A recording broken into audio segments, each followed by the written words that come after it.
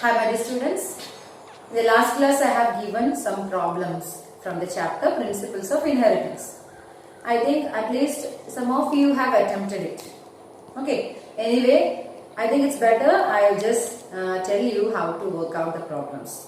Okay, similar problems you may get for your examinations. So you can now just take the notebook with you. If it is done and you can just, if there is any correction you can do it now. The corrections. What was our first question? The first question was about the blood group. Recently, a husband with blood group A and a wife with the blood group B found that their child's blood group is O group. Is there a chance? What is the probability?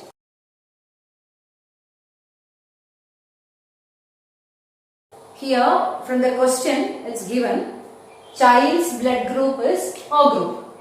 Okay, child with O blood group, you are sure genotype is or small i. No doubt for O group only possibility is small i. Okay, then that means one I allele he should get from mother and the other I allele he should get from father. Okay, the one is paternal and the other is maternal. Okay, the father should have one I allele and the mother should have one small I allele. So, the father's blood group is given. Husband is with the A group. So, father must be capital with the capital I A allele with this small I allele. If the father is heterozygous and if mother is heterozygous for B, a chance is there. Okay, so the question is there a chance for the couple to have a child with the O group? Okay, there is chance. So you have to write it like this. There is chance. Father is like this. Okay, mother is IB small I. Okay, then you have to write male. You can write as, okay, otherwise you can write what symbol you can use. And father produced two types of alleles. IA allele, small I allele. Mother produces gametes with IB allele, gametes with small I allele. This way we work out to solve the next question. What is the probability? That is also there in the question. So, here in the Punnett square you can work out. Okay. So, from this side gametes are with IB small I. Here IA small I. When you write the combinations, first one IA, IB, here inside it's IA small I, here IB small I, then here is small I. Okay, what is the first member? The first member IA, IB is with the AB blood group. Second member IA small I is with the A blood group. Okay, AB blood group, then A blood group. Third member is with the B blood group and the last one is with O group. That means this couple is having chance for all these blood groups. Okay, so in the first question you can answer yes, there's a chance when both the parents are heterozygous. Okay, second question is what is the probability of getting that O group for them? The probability is out of this 4 we are getting 1 by 4. The probability you can write in percentage 25% chance is there to get a O group. Okay, so that question answer is clear I think. Probability means you have to calculate in percentage. Okay, then all of you read the second question, problem 2. All of you read second question. This is a little bit tricky question. Simple only, but it is giving you a little bit confusion. By reading 2 times, you can understand the question well.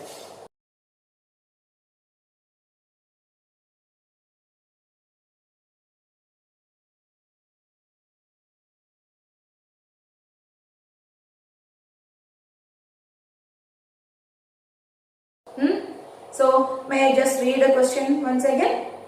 Okay, you can just see your question and answer. In man, brown eyes are dominant over blue eyes. Okay, so brown eyes are dominant over blue eyes. Okay, so brown eye color, symbol given in the question is B. This is dominant over blue eyes. So blue eye color is recessive. Symbol is small b. Okay. The next is black hairs are dominant over red hairs. Black hair color is dominant. This given symbol capital R. And red hair color is recessive. These are given in the question. Okay. So then question is like this. A man who is brown-eyed, red-haired. A man who is brown-eyed, red-haired. The man is brown-eyed, red-haired. Married a woman who is blue-eyed, black-haired. Okay. Then you have to find out genotypes of the parents. What is the genotype of the parents? And progeny genotypes and phenotypes. Here there is in the question given a man who is brown-eyed, red-haired. Here what you can write without any doubt. Red hair means smaller. This man is smaller. That you can write. And what about the other thing? The man is capital B or capital B small b. That only you have doubt. For that there is a clue in the question. Whose father was blue-eyed? This man is brown-eyed, but his father was blue-eyed. Blue-eyed father means his father was having this allele. Okay, that means father should give one B should for him. Okay, so this man is brown-eyed, but his father was blue-eyed. So he should have a small letter B allele. Okay, one allele for blue. Okay, so this is the genotype of brown-eyed, red-haired man. Are you clear? Why he has got smaller? You have no doubt. Red hair means smaller, recessive. The other character, brown-eyed character is dominant. It can express as capital B or capital B small b. But here it is capital B small b because this man's father had blue eye color. So this small b should be there. Clear right? Similarly, you can write the other genotype of the mother. Okay, mother is having blue eye, small b, no doubt. Blue eye is recessive. Mother is having small b. The other side, whether mother is like this or smaller. For that, there is again here clue given.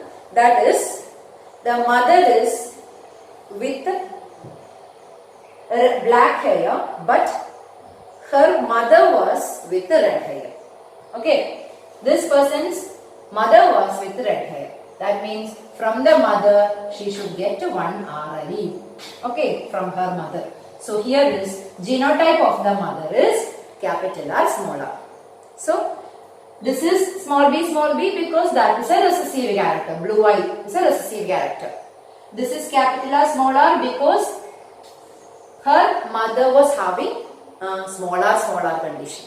So she should get one smaller allele from mother. Okay. And this way is a genotype of the parents we write. Okay. Then when they produce gametes, this is one gamete, another type is this one. Here this is one gamete, another type is this one. When you write in the box, you can write all the combination, all the possible type of children, their progeny. Okay, simple only. Just work out it if it's not done. If this already done means you just check that thing. Okay, from here BR. Okay, from here capital B small r, small b, capital R, small b, small r. Okay. So the first case, combinations when you write. Okay, first case, capital B, capital R, small r. Second case, capital B, small r, small r. Then small b, capital R, small r. small b, small b, small r, small r. That means all the phenotypes are here. Genotypes only this way. Again, you need not write it separately. Inside the box it is enough. Okay. Then what are the phenotypes? This man is brown-eyed, black-haired. This person is brown-eyed, black-haired. Listen that. Okay. The next one is brown-eyed, red-haired. Okay. If you want, I can just write here. This person is what? Brown-eyed, black-haired. Okay. Next person is brown-eyed, red-haired. Okay. This member is blue-eyed, black-haired.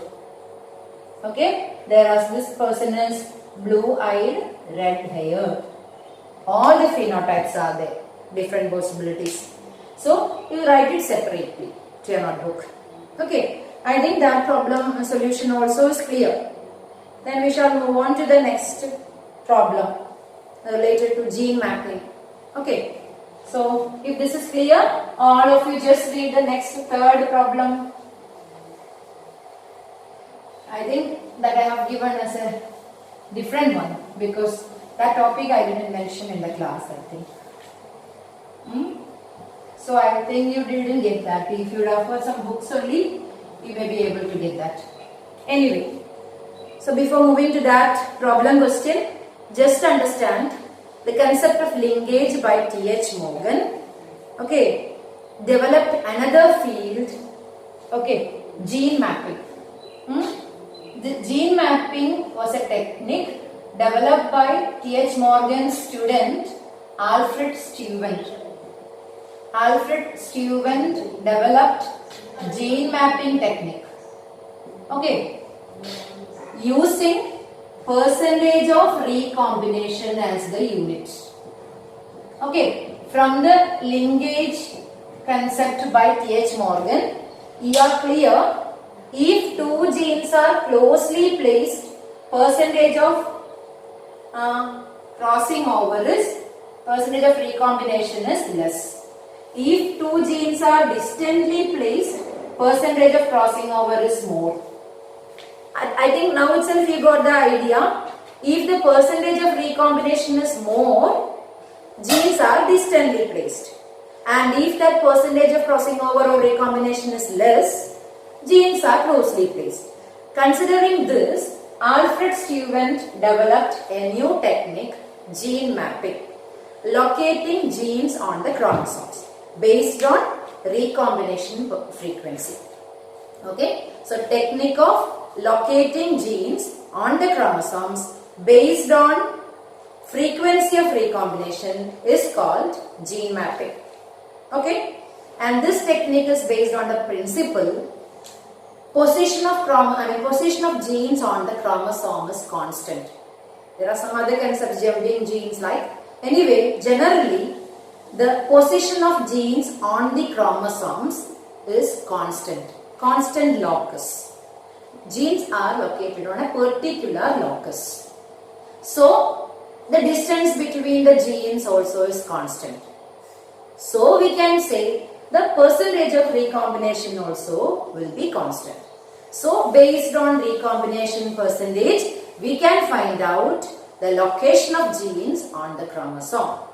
This is what is a technique developed by Alfred Steuben, and in the later concept it mentioned double crossover, so many difficult concepts. So not our concern now. We just discussed the basics and one question I gave related to the basic concept. Anyway, in Alfred Steuben, he has taken 1% of recombination as one map unit. Okay, in the mapping, gene mapping, 1% of recombination is taken as one map unit distance.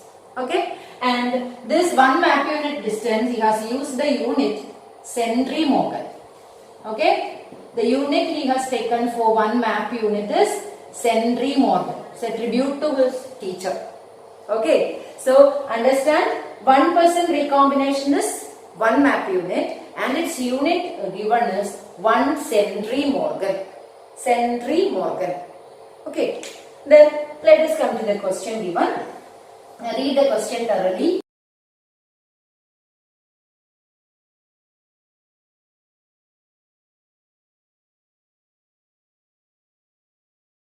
Question is, in a population of pea plants, there are 42 tall red plants, okay, then 40 dwarf white plants. Tall red plants, what is given is, tall red plants are 42, then dwarf white plants are 14 number, and there are 10 tall white plants. Tall white plants 10 in number. Then dwarf red plants 8 in number. Dwarf with red flowers. Okay. So in the question what is given, these are the values. There are this many, okay, these are members. And you know, from your basic idea, you know, non-recombinants, parental types will be more than crossover types. Okay, so these are the parental types, these are the recombinant types. Any doubt? In the linkage cross already you have studied that. Okay, in any case parentals will be more. So these are the parentals, these are the recombinants. Okay, then how we calculate this percentage of recombination? First we calculate which are the recombinants here. So the recombinant types are, parentals are always high, so these are the parentals, 82 parentals are there. Recombinants are 10 plus 8. How many recombinants are there? Crossover types are 18 in number. Out of this total number, 82 plus 92 again 100. Total 100 plants are there. Out of 100 plants, 18 are recombinants. So we have to find out the percentage of recombination. So percentage of recombination we calculate means how many recombinants divided by total. This total is 100 into 100.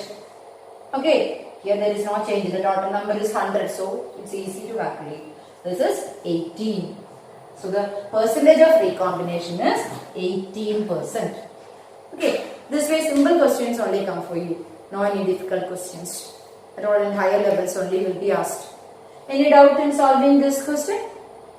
Easy. Recombinant types you have to first find out. Add that. Then that number divide it by total. If the total number is 90, you have to write here 90. Okay. Here it has okay. Luckily it has come 100 for making it easy calculation. Okay. Then move on to the last problem. A pedigree question.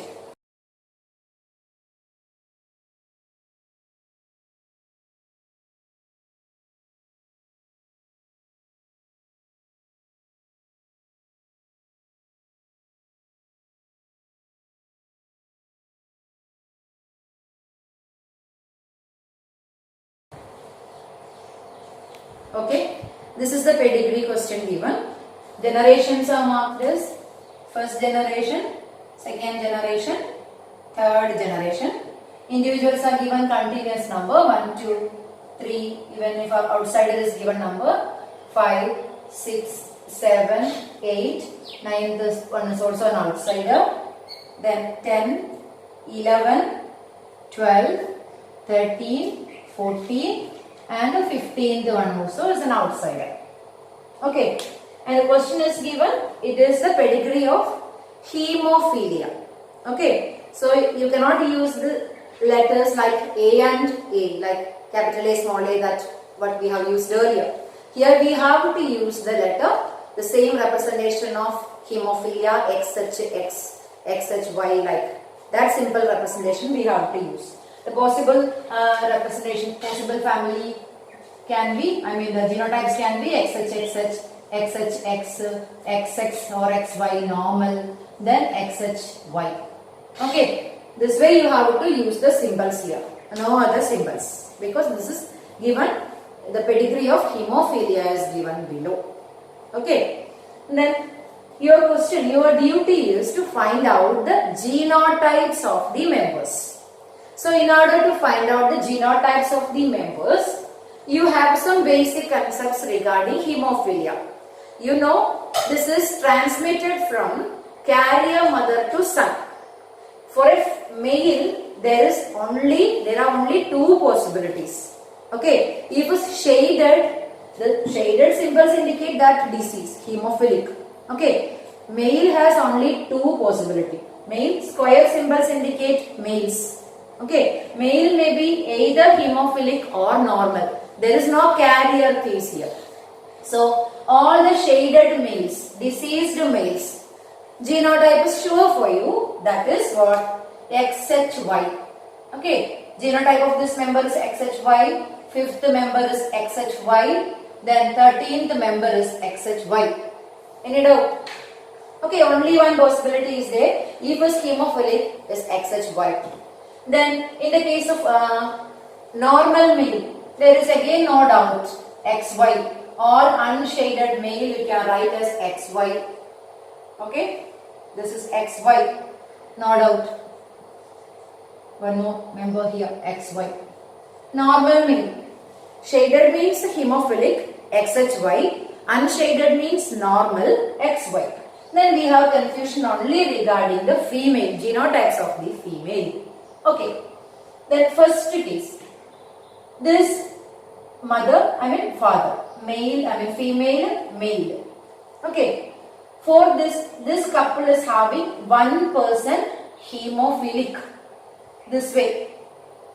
That means this Y chromosome is from father. It is never from mother. Okay. Y chromosome is from father. This XX chromosome is from mother. Simply, you know that already from carrier mother to son only probability. Mother is a carrier. Okay, XH. Y is not XH. This is not shaded. If it's shaded only, deceased one should be shaded. Okay, so mother is a carrier here. Okay, the next case. This mother, this couple also got a deceased son. So this mother also is a carrier, XHX. Okay, then here this part is solved. Then what about this also solved? What about this person? The next progeny is not given. We are not sure whether it's XHX or XX. Okay, normal or carrier. So deceased we are sure it's not deceased, not shaded. So we have to write both the possibility, normal or carrier. Both the possibilities we have to write. Then next is this person. They already got one child, one boy deceased. So this also should be a carrier. This is XHX. Okay. So this one we have no any clear idea whether it is a normal one. We cannot guess it. XH, normal or carrier. Okay. Then the last one. In the question there is an attachment. Recently a blood test showed that individual 14 is a carrier of hemophilia.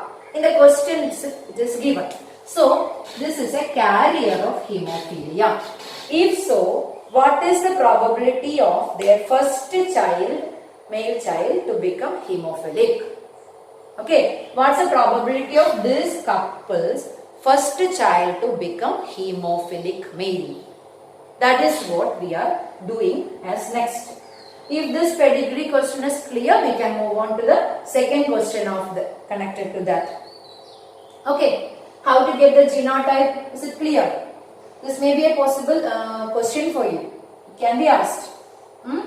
So, in a simple way, very easy to understand. Any shaded symbol in a hemophilia pedigree is what? Male is what? XHY. No other possibility. Any unshaded male is XY. These two possibilities only there. Whereas in the female only there are three chances. Normal, carrier, hemophilic. Here no hemophilic chance because no female is shaded. So there are two possibilities, normal or carrier. Carrier only give it to the next progeny. So carrier mother. Wherever next progeny is not shown, then only we have to write both. This one next progeny is not shown. So we have no idea, we have to write both. Here also the next progeny is not given. So we can write it as both. Okay. So the attachment of the question, if individual 14 is a carrier, this part we have to solve again. Okay.